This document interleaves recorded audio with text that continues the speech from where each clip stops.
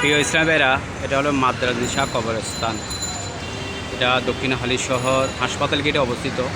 এখানে আমার শ্রদ্ধেয় পিতা জনাব আবদুল্লাহ শাহিদ রয়েছেন।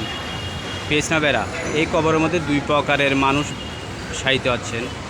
এক প্রকার হলো যারা সৌভাগ্যবান, আর এক প্রকার হলো যাদের দুর্ভাগ্য।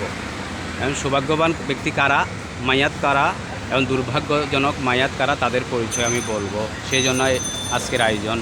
ইসলামেরা, এই যে কবরস্থান দেখেছেন, এর পাশে অনেক বহুতলা ভবন রহিয়াছে। যাদের মালিকেরা জীবনে চায়ের দোকানে বসে এক কাপ চা খাই নেই, কাউকে খাওয়াই নেই, কাউকে দান সাদগা করে নাই, তাদের পরিবার পরিজন ছেলে সন্তানের জন্য কোটি কোটি টাকা রেখে গেছে।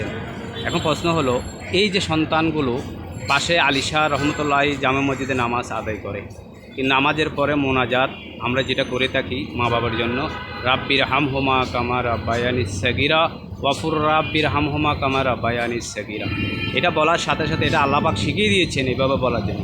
আমরা আমাদের পিতামাতার জন্য করে থাকি। তাহলে আমাদের পিতা মাতারা হলো সৌভাগ্যবান। দুর্ভাগ্যবান ওই ব্যক্তি যাদের পিতা যার সন্তান রেখে গেছে পৃথিবীতে, কিন্তু নামাজের পরে মোনাজাত করে না। তারা বেদাত বা অজুহাতের স্থান নিয়েছে। তো বাবার সম্পত্তি, ল্যান্ড প্রপার্টি টিকে বুক করে গেল একটা চাপটার। দ্বিতীয়তে আসেন, নামাজের পর আমরা এসে কবরে জিয়ারত করি, এটা সুন্নতে মুস্তাফা।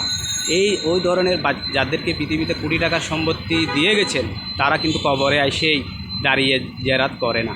অজুহাত যে কবর জিয়ারত না করলেও চলবে। ইসলামেরা, ওই ব্যক্তিদের দুর্ভোগ শেষ নেই যারা ওই ধরনের কোয়ালাঙ্গা সন্তান পৃথিবীতে রেখে গেছেন। ইসলামেরা, আল্লাহ রসুলকে ভালোবাসার জন্য সন্তানকে শিক্ষা দেওয়া, কবরে আপনি নিয়ে আসবেন আপনার বাচ্চাদেরকে, তাহলে আপনি মারা গেলে আপনার সন্তানরাও এসে কবর জিয়ারত করবে। আসুন আমরা নবীজির সুন্নতে মোবারাকা কবর জিয়ারতের সন্তানদেরকে শিক্ষা দেব।